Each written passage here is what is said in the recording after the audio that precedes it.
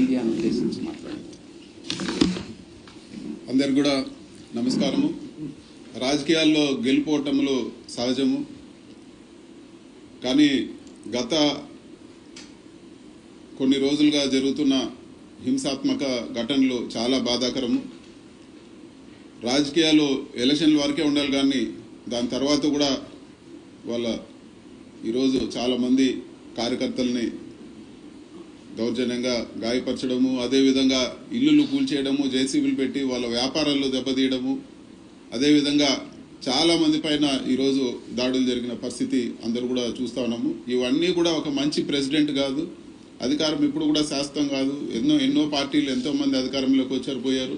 కానీ ఈ విధంగా కార్యకర్తల పైన దాడులు చేయడము, ఇల్లులు కొట్టడం, ఇవన్నీ కూడా కొత్త పద్ధతి. ఎప్పుడు కూడా ఈ విధంగా రాష్ట్రంలో జరగలేదని చెప్పి కూడా మేము తెలియజేస్తాను. ప్రజలు మ్యాండేట్ ఇచ్చారు మీకు. మీరు ఏవైతే ప్రామిస్ చేస్తారో, మీరు ఏవైతే మంచి పనులు చేస్తారో అవన్నీ కూడా చేయండి. ఒక విషయం గుర్తుపెట్టుకోండి, 40% పబ్లిక్ ఈరోజు ఓటమి చెందినా కూడా వైఎస్ఆర్సీపీకి ఓటేశారు.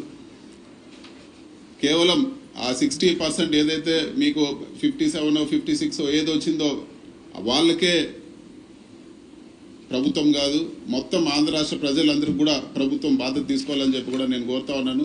ఇలాంటి ఘటనల అన్నింటి కూడా ఇమ్మీడియట్గా లా అండ్ ఆర్డర్ అన్ని కూడా చక్కదిద్ది ఇలాంటి ఘటనలు జరగకుండా తగిన చర్యలు తీసుకోవాలని చెప్పి కూడా మేము కోరుతాము. అదేవిధంగా ఈరోజు పార్లమెంటరీ పార్టీ మీటింగ్ పెట్టుకొని ఇవన్నీ కూడా